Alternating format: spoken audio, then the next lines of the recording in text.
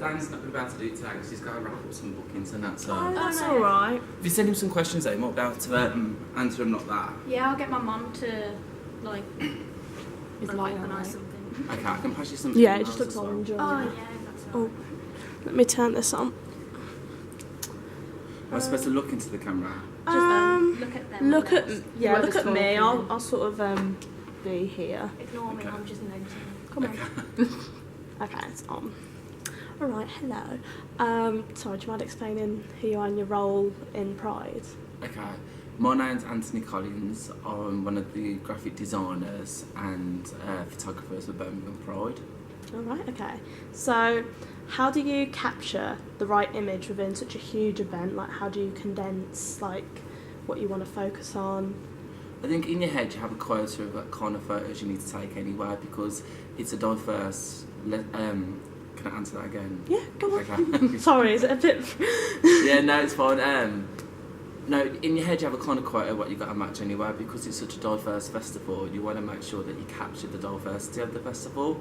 So making sure that you get LGBT people, people of colour, anybody that's got disabilities because that advertises then to the general public that everybody's welcome rather than it just being a really niche group of people that can come to the event. Yeah. Okay. So, how do you carry your equipment around the events without making it like too much of a hassle or breaking? I keep my equipment really light, so I normally just have a flash gun and the camera, and then I have a base somewhere. So like last year it was at the Cabaret Market because I knew the person running it, so I could run in, recharge my camera, take the pictures off the card, and then go back out and do more photos at the event. All right. How do you get great natural reactions from people for photos instead of do you have to ask them questions like can I take your photo, like permission? Yeah, usually if you've got more of a kind of upgraded equipment, you can really zoom in on people's faces, but because I try and keep it quite low, it's my camera focus is quite low, so I can't really zoom into anybody. So I generally do ask people if they can if I can take their photo, and then a lot of the times they still get that kind of happy kind of reaction. Yeah. Is there anything for us when we're filming we should avoid spending too much time on? Drunk people. Yeah. And a lot of the time with drunk people, they tend to try and touch your equipment. So if it's Yeah. expensive equipment, you don't really want people that are drunk trying to take it, grab it, look at photos. So I mean, like, of course, take people who've had a drink, but it's just when people are a bit drunk. Yeah. Sometimes they spot you out as well. So they try and like get you to come over to them and Like their a friends. club photographer, you know? Because it is like people are drinking from like 11 o'clock in the day. So Yeah.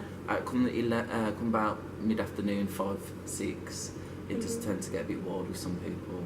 Because some of our crew will be under 18, is there any safeguarding or health and safety we should take into account with drunk people and drink? I wouldn't really know what to say about that, to be honest with you, because I don't actually do with anything with the safeguarding part of Pride. I'd just say, if you feel uncomfortable or if it's in a really busy situation with like alcohol, then probably just kind of leave that area. But generally speaking, it's kind of, I think under 16s are allowed to 12 o'clock at the Pride site. It's just, if you leave at a certain time, you can't then come back in or re-enter. And just avoid the bars, because you can't go into the bars after 10 o'clock anyway. Of course, right. Okay. So it'll be sort of more about for our documentary now. So, Sorry, quickly. Do you ever like take pictures of the parade sort of side of Pride? Yeah, we do. Like, so normally I'll get there for about 10 o'clock. Yeah. And then we'll take photos of the groups that are actually in the parade, because then that's a good way for them to show their audiences as well. They're a part of Pride and the kind of LGBT focus and stuff like that. And normally the people that have been at the parade will try and take photos when we're walking through. Is there like any advice that you'd give to us while filming like Pride? If you're on about the parade, I think the best thing to do with the parade is get to Centenary Square around about 10 o'clock, and there'll be everybody gathered in kind of groups waiting to march on the parade. Get as many photos of them as you can, and then when you're walking through the parade, walk through with the groups, and then you can get really good natural reactions of people that are standing watching it. is there any use being behind the barriers? No, you're probably better off walking in the parade, because then a lot of the times you get families that stand at the front of the barriers to watch the parade. You can get really good shots of the families. You can get really good shots of people walking, interacting with the people that are watching. So you can normally get quite a lot of good shots when you're walking through the parade with the floats and that. Do you just walk like straight through there, or do you like speak to like Lawrence about? Or you usually just walk straight through there, if I'm Just honest. Do you have a pass? Yeah, but you'll have passes as well, won't you? Yeah. So yeah, just walk straight through, you're fine. Alright. And then if you like, at Centenary Square at 10 o'clock, you can ask a lot of the kind of performers and then the people in the kind of march in the parade what Pride means to them and stuff. Yeah. So it might give you additional footage. What's your favourite memory of Pride? My favourite memory is when one of the drag queens jumped off the stage and done a crowd surf. But when she was getting back onto the stage, she knocked the TV, and the TV nearly fell on someone's head. Oh my god. Yeah. That's why I say, look, come 10 o'clock, you can get a bit wild. Yeah.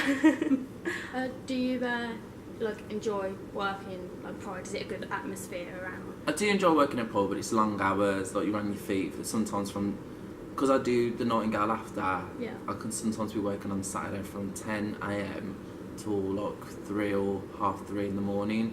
So it's a really long day, but Yeah. it's fun. You get to see a lot of friendly faces that you don't necessarily see throughout the year. Yeah, that was me last year. I was working, started at 10, finished on Sunday at 3 a.m. because you have to clean up as well. Yeah. don't Oh you? gosh. Well, I don't, but I know what you mean with the bar. I have to clean up and everything, and then it's long hours, but it's fun Yeah. really as well, isn't it? Like, Well, I've been up here now 10 years, so some people I never get to see throughout the year, and then I get to see them at Pride, so you get to Yeah. catch up with a lot of people, and that's one of the good things about photography, because you're walking around, you're not stuck in one place either. yeah. So do you walk around and do you like talk to like the public and like have conversations with Yeah, them? so like if you see something different or interesting about somebody that's either dressed or they've got a dog, that family or kids, you just go up to them, approach them and say, oh, can I take your photos for Birmingham Pride? And a lot of the time they say yeah.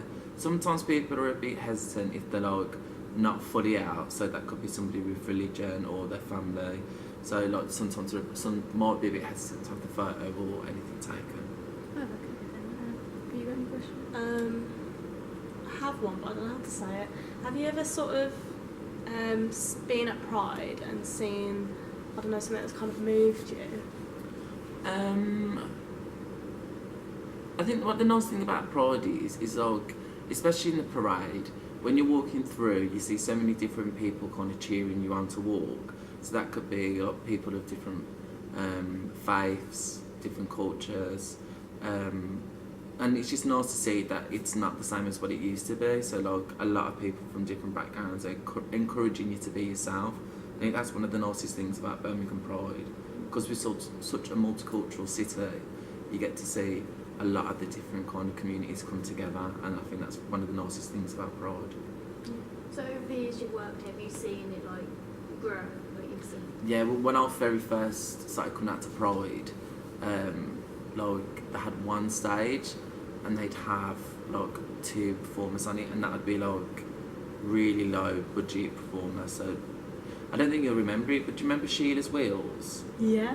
They got them to perform one year as one of the. Did they? Yeah, but that was one of the acts because it was Oh such my low gosh. kind of budget, and you didn't have any kind of, because back then it was still kind of taboo in a sense for like straight people to come up to the area because they'd always be scared they'd be tarnished of being gay. Mm-hmm. So it used to be open, free access to the public, and you wouldn't have to kind of pay any entry fees.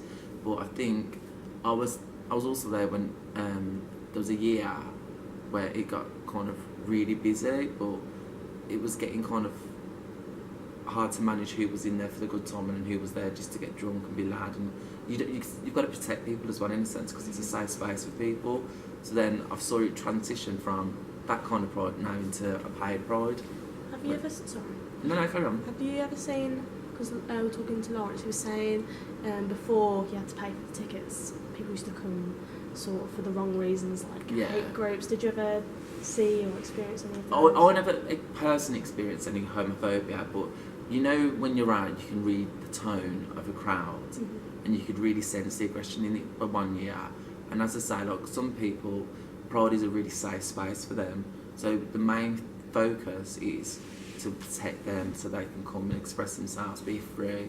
So I think when you do a ticket type event, Mhm. it is a kind of an inconvenience having to pay the prices, but you get such an array of acts, so many different bars, so many different tents you can go to, and it then creates that barrier for people going there for the right reasons. Because if you're not going to pay that money to go there if you're not going to enjoy it. So it kind of creates that kind of filter, so the right people go in and everybody can then have a good time. Do you think this like Pride, this event, like helps people come out or like supports people? Oh, I do. I think like a lot of the times these days is like there's some people that don't know who they are or what they are. So like sexuality can be a bit fluid, and I think when you come to something like Pride, you can just see people are out there being themselves and just exploring about what they want to do or who they want to be. And I think Pride's a really good avenue for people just to see that you don't really need to be labelled that much. You can just come and enjoy the space and meet people like-minded. Yeah, because a lot of people think that they need to be labelled if they're this, if they're that, but then at Pride they can just be. Yeah, whoever they want to be. That's, like, they might not have a label, but they're still. Like, Sorry, going off this. You know, Ira, like he was like, I can say he's like my best friend, and he's kind of like he doesn't see like the point of like coming out. But then he was like, you know what? When Pride comes around, like I feel like I'm just gonna be like, by the way, if you didn't know. So he feels so comfortable at this like event. Because everyone just kind of are themselves, aren't they? Yeah. And how do we were speaking to Uncle R over there, and we were saying like how do you make it so like everyone's welcome, like kids, families? I think the best thing to do for that is you just make sure that you cater to everybody's kind of tastes. So like when we're booking the acts, for example, I work alongside the person that's just been booking them this year, and you try to get an act that can appeal to everybody. So you normally get kind of a retro act, you get somebody that's kind of in the charts now, something that's more poppy, so it can appeal to everyone. And then you also do the different music in the bars, so like you know that one bar we're playing 80s music which will appeal to like older generations, and then you'll have family areas, and you'll just make sure that you've got enough going on that everybody can have some form of entertainment. Yeah. That's good. Yeah. Thank you so Thank much. you. No worries.